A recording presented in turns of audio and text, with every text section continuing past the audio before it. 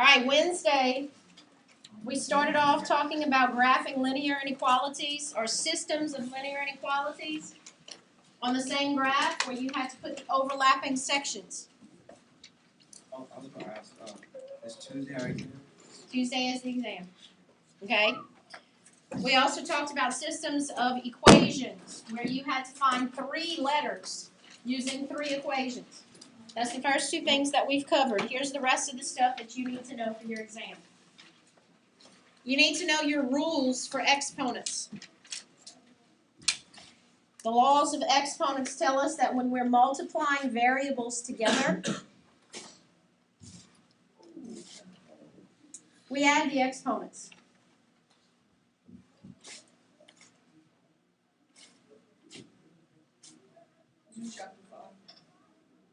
This is from chapter 5.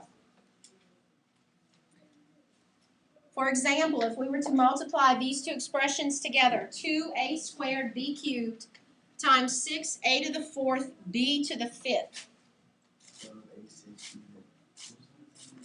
Okay, well the first thing is the 2 and the 6. Those are coefficients, right? Those are whole numbers. You multiply them like normal. 2 times 6 is 12. For the a and the b, we actually combine them by adding the exponents.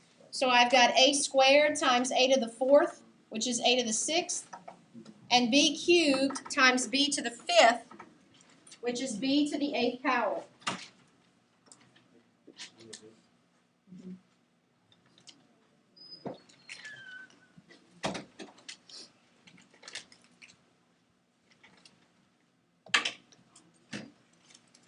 The rule for dividing variables is that you subtract the exponents, or you can simply cancel. We had set up equations where we had variables in both the numerator and denominator, and I gave you a way of questioning to say, where do I have more of this letter? Because that's where it's going to show up when I'm finished canceling and reducing. So for instance, if we were going to reduce this fraction, 36x to the 4th y squared divided by 12x to the 8th y. 3. Same thing with the 36 and 12 as with multiplication. Those are whole numbers. You divide them like normal. 36 and 12 reduced to 3 over 1. And you have x's both in the numerator and denominator. Where do you have more x's? On the top? I mean on the bottom. On the bottom. That means after you cancel, your x's will be found at the bottom. Now the question is, how many more do you have at the bottom? You have 4 more. So that means they're all going at the top and you only have 4 left at the bottom. Where do you have more y's? How many more? No, 1 more. If y does not have an exponent, it's understood to be y to the 1st power. And then you simply clean this up. I have 3 times y divided by x to the 4th power. Very easy. Okay, we've taken this to mass extremes. This was the very beginning. Raising powers to powers. What is the rule? You multiply the exponents together because now you're saying I have 2 groups of whatever. And that calls for multiplication.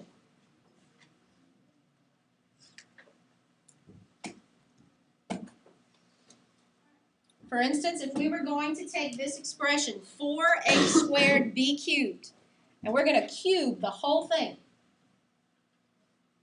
that means that individually, 4 is being cubed, a squared is being cubed, and b cubed is being cubed.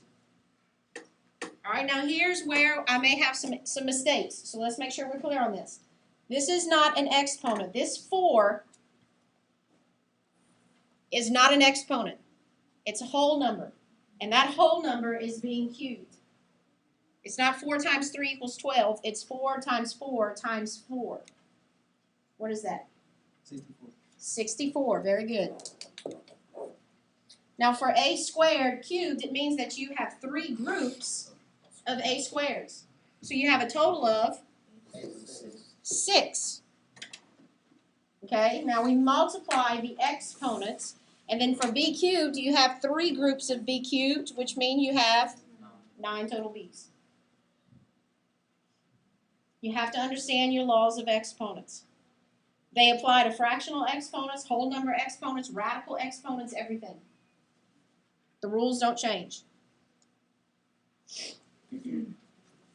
If you were asked to simplify 2a squared b to the 4th divided by 6a cubed b to the 5th, and the whole thing is raised to the 4th power,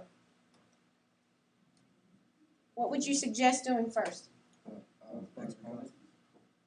Okay, I heard 2 answers. I heard exponent and then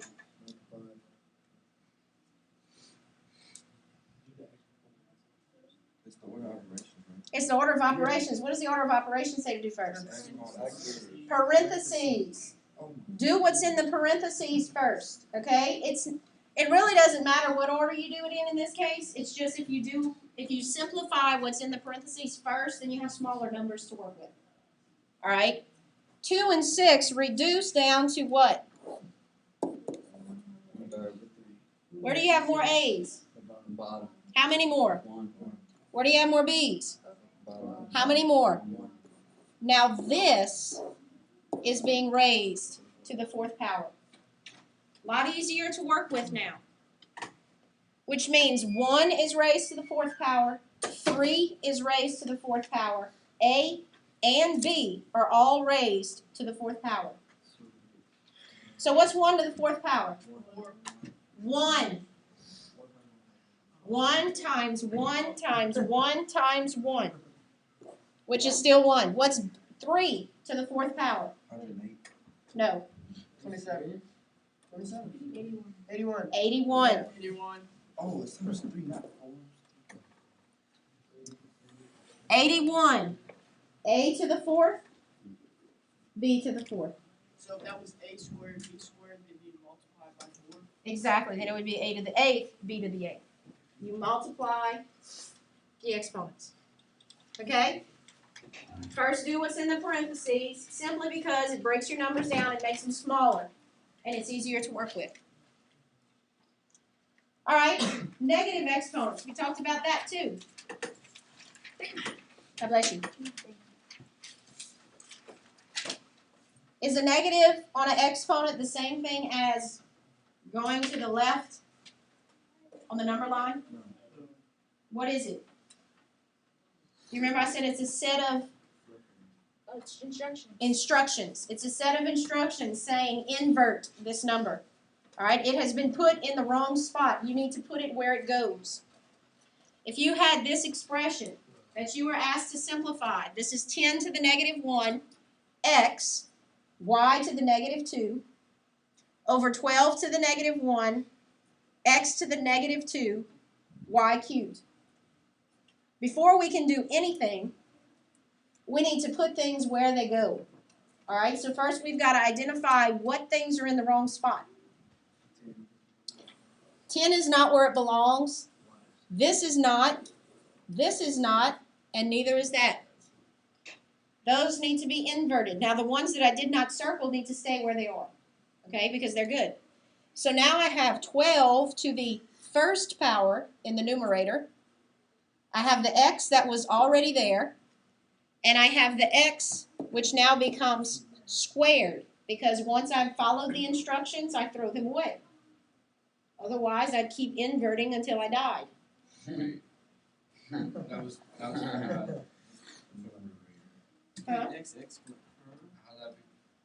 Oh. 12 comes up. Okay. Okay. My bad. There already was an x here. And then this comes up. I didn't put it yet. Because 10 has to come down. This y squared, this has to come down. And I still have a y cubed in the denominator.